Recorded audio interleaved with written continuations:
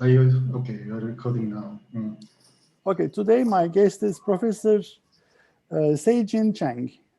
I will keep my introduction short to maximize our time with him. In the next 30 minutes or so, we'll talk about Sea-Jin as a person, Professor Chang as a thought leader and an esteemed scholar, and finally as a mentor to many PhD students and junior faculty. For the sake of time, I will skip many of his accomplishments and give you a very quick snapshot.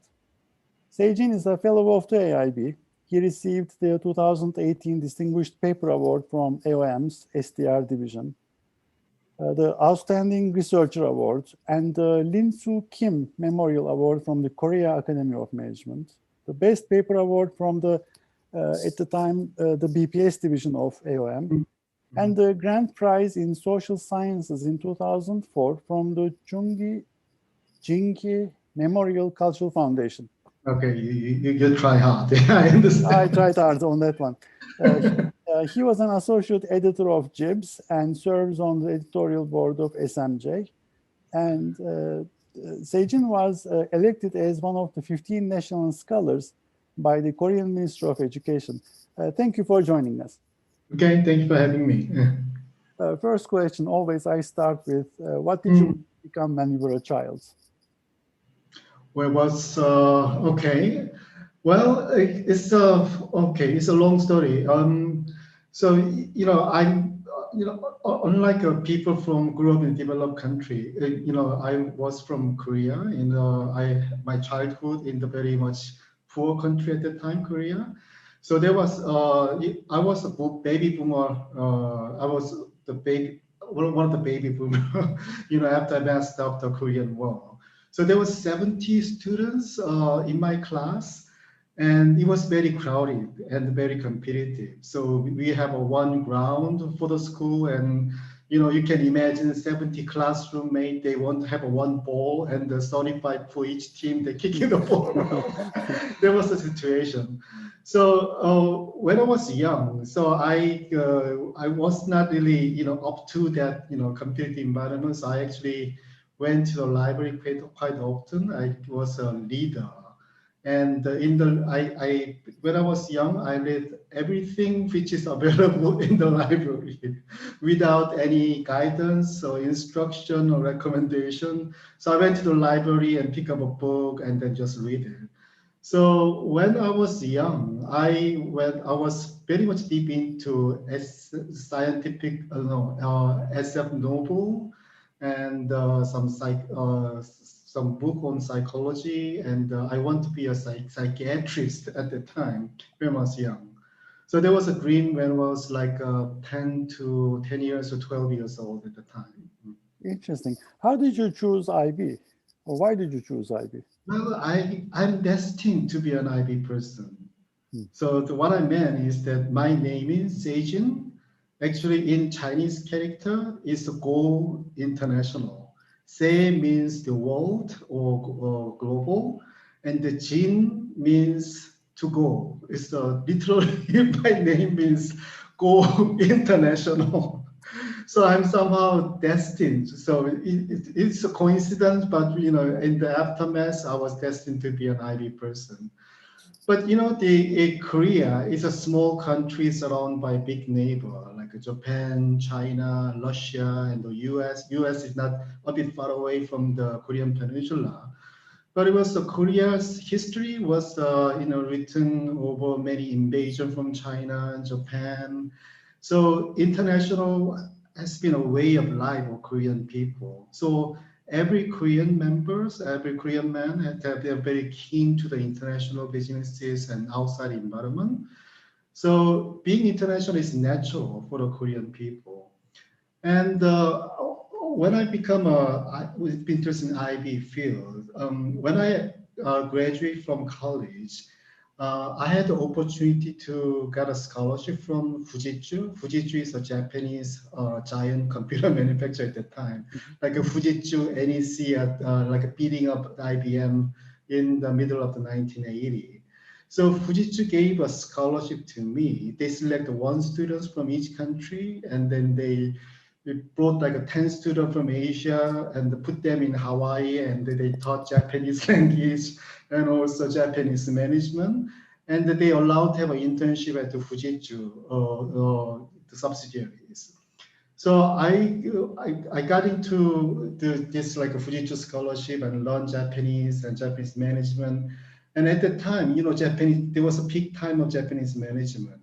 Japan is number one, who beat up the U.S. company, and the Kaizen Kanban system and the lifetime employment.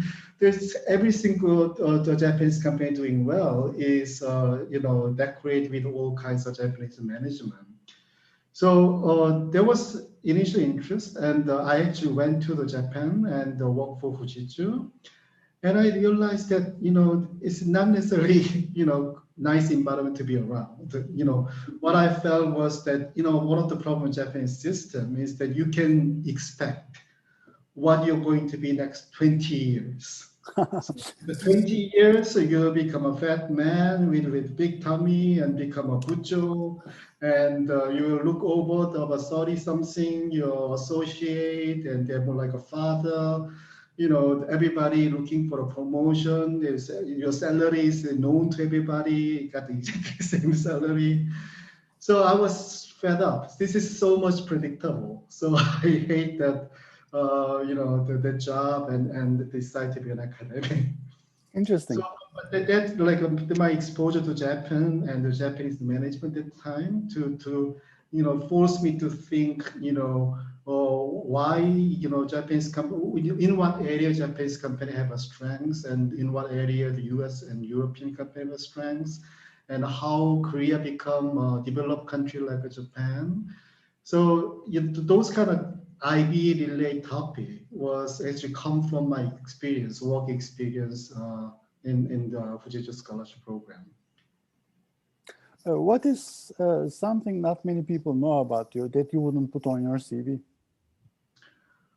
I like traveling, but I didn't put in my CV. My recent the traveling was just 2 years ago, before the pandemic, was the Annapurna base camp. I went to the 4,200 meter base camp, and about 10 days in Nepal to get there. And I also traveled the Silk Road, not from the Istanbul, but I started from Hiba, from Uzbekistan, going eastward. Hiba and the Samarkand, and then go to Urumqi and back to Xi'an. So I completed part. How do you travel? Like with what? Train. I was mostly train and taking a bus. It took me 2 weeks to. No, more than 2 weeks. So to complete the whole trip, maybe 3 weeks from the Uzbekistan to the Xi'an. I want to complete the west end, starting from Hiba and going to the west end, and maybe end up in Istanbul. But there's a lot of barrier. You have to cross the Iran, Afghanistan, Iraq, and it's not. So I'm looking for the world become calmer, so I can complete my trip on the westward. Hopefully. Now let's talk about regrets. And could you please tell me, what is one thing you wish you would have done but you didn't? Okay. So this is one of the which one tried, but we didn't work out. So in my about 10 years ago, I tried to learn piano. Okay. And it was a bit of challenge. And walking both hands and is putting a keys is quite complete and delicate and a lot of coordination. I realized I'm way too old to learn piano. So so my piano instructor finally gave up on me, and she suggested I should try the wind instrument like a clarinet or some simpler one. So it was a failure. I stopped doing it after 1 year of hard trying to learn piano. I tried to learn, I don't want to be a professional pianist. I just want to play some jazz music. But even that requires a lot of training on the, the hand has to be very flexible now. Horseback riding and piano. I think these are the two things you should start early when you're younger. Yeah. Horse riding. Another thing which I couldn't even try. But I pick up golf about 10 years ago around that time. When I dropped the piano, I pick up golf. So I'm not a good player, but I enjoy going to the field, because Singapore, Seoul is very densely populated area. So you see another building, you see a building in front of you, building in the back. So going to a field, have a fresh air is really a good exercise. I'm losing too many balls. It's another failure on my part. And last question in the personal segment. What are you most proud of? Well, I'm proud of my daughters. I have two daughters.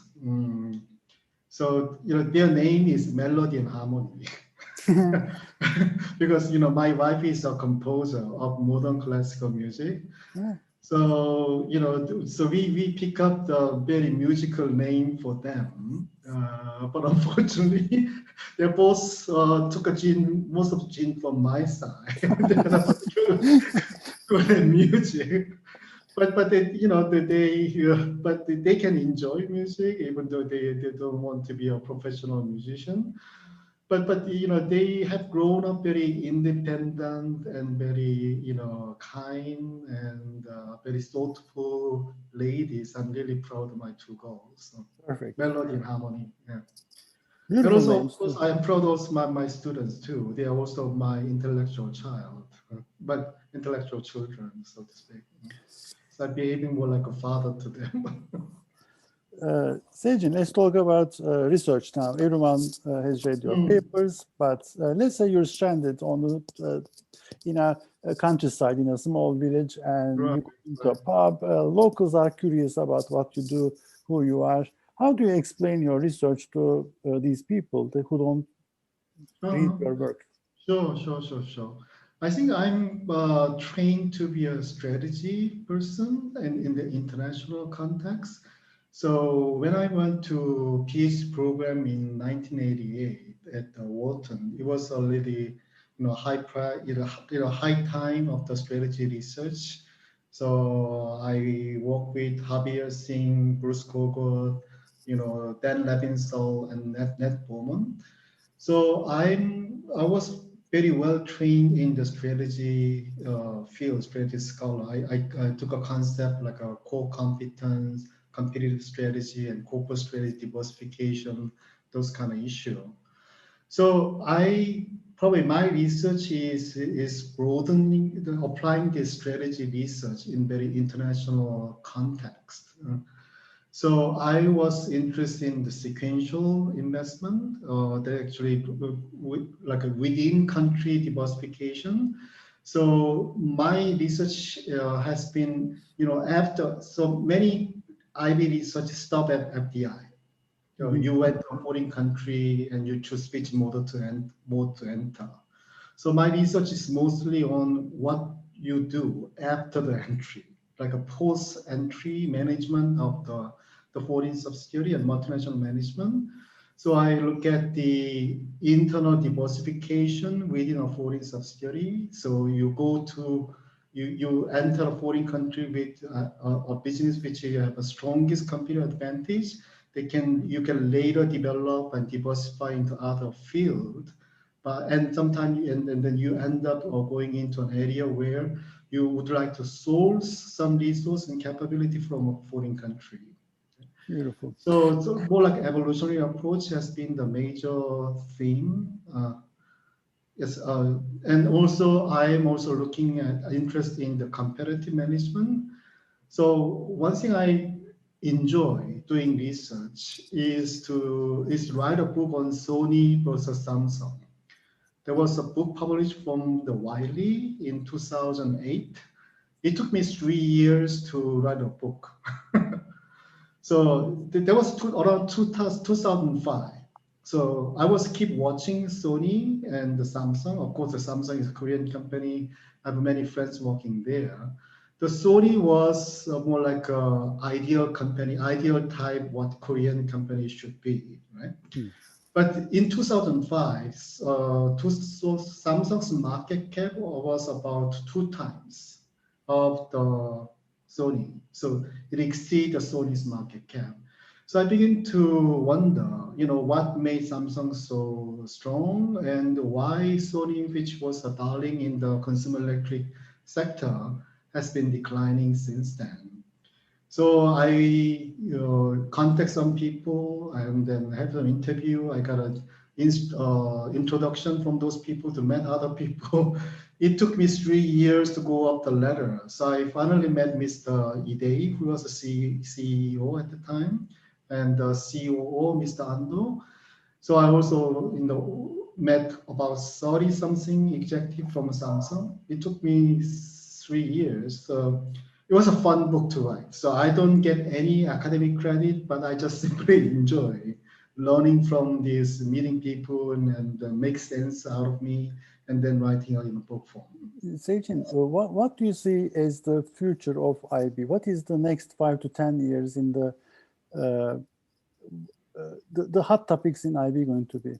What are the omitted variables that we don't normally talk about or underutilized so far? Okay. I think that this time is very good to do on IB research. This is particularly a good time if you're studying or research in your doctoral program. So this is time where you have been, looking for an instrument, good instrument. So we have so many external show. We have a natural experiment we have been looking for the identification purpose. These days the journal editors looking and the reviewers looking for whether you have a good instrument, what's the causality, endogeneity, all kinds of that. So we have a pandemic, and we also have U.S. China, the clash between U.S. and China. And I think the pandemic will significantly change how we conduct the international business and how we manage the multinational management. So I think that with this Zoom, you and I can communicate as freely as we are facing each other in the same room. So, probably the multinational management, they feel less need to send expert to manager to the foreign subsidiary. And because of the trade conflict and also this pandemic issue, you have to put more emphasis on resilience rather than efficiency. The global supply chain will change, and the trade will also change. And this management, how you're going to manage multinational network will also change. I think this is a lot of fascinating topic which you should explore as an IB scholar. So I actually, even though the pandemic is always so painful to all of us, for a starting IB scholar, this is actually good research topics they can explore in their doctoral dissertation. So I expect many interesting work will come through for the next 4 to 5 years. I mean, you studied in the US, you've worked in Japan, you are now in Singapore, right? Right. How do you see the differences between these geographic regions towards IB research? What is more important in that context, or is it? Well, even though I did my dissertation in the U.S., so my dissertation was purely U.S. domestic topic. My dissertation was corporate restructuring in the U.S. But since then, I had 2 years in NYU as an assistant professor, and then I came back to Korea after that for the family reason of my dual career issue. So since then, I've been conducting research in the Asian context. So I study in the Japanese FDI context. I also, the last, big chunk of my work during maybe around 2000 and 2015, I used the Chinese data. So because in China, there is a subsidiary level performance is available.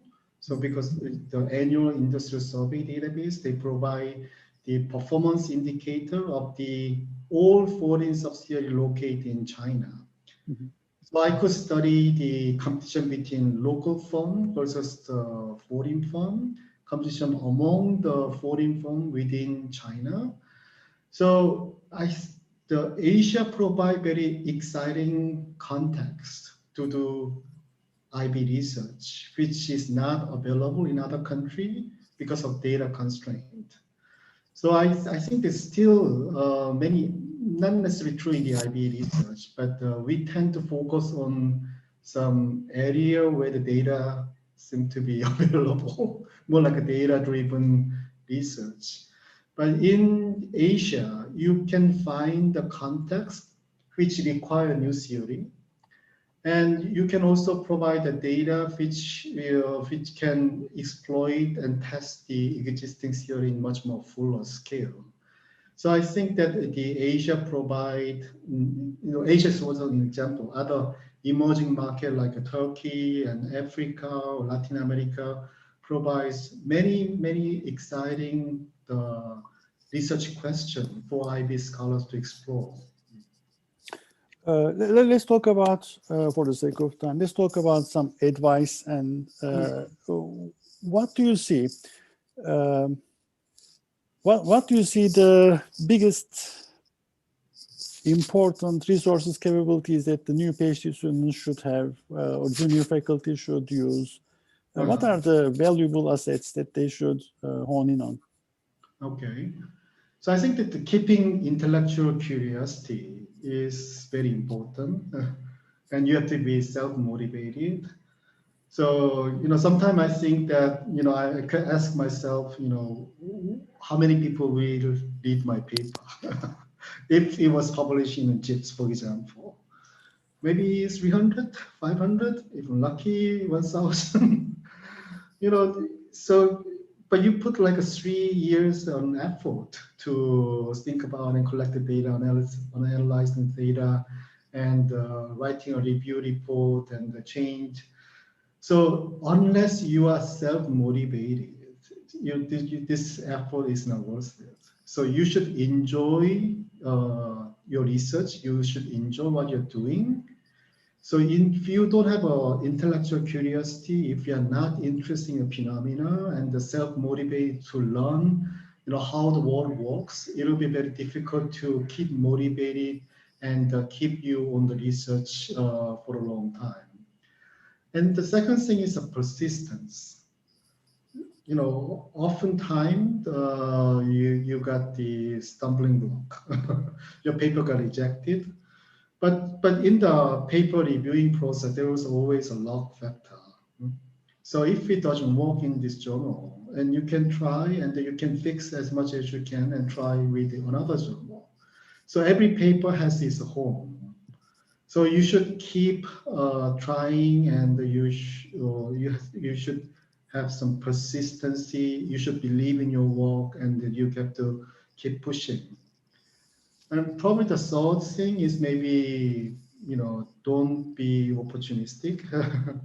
So opportunistic means that, in terms, starting from the picking up like a research topic. Sometimes research topic just walk to your door. You have your friends or you have a next door colleague walk to your office and then propose to work together.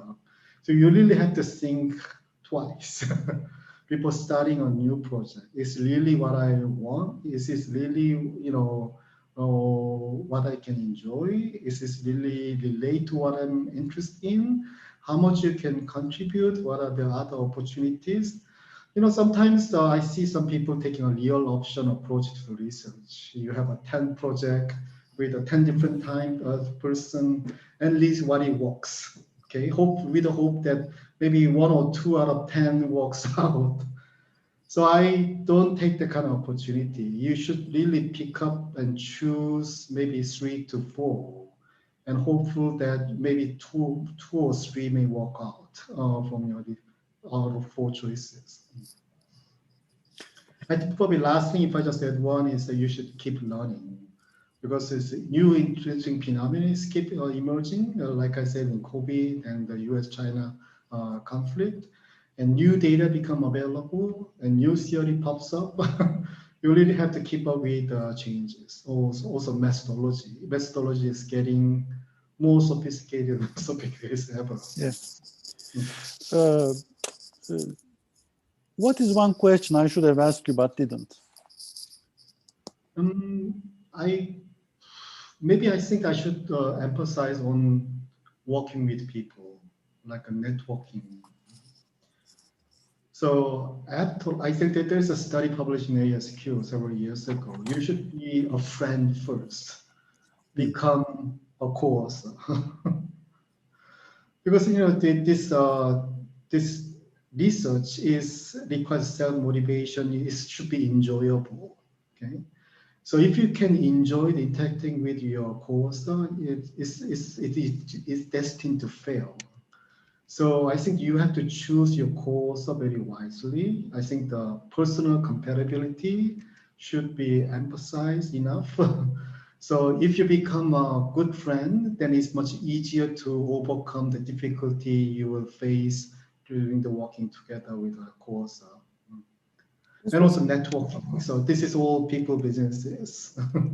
So come to the AIB and meeting friends and try to form a network.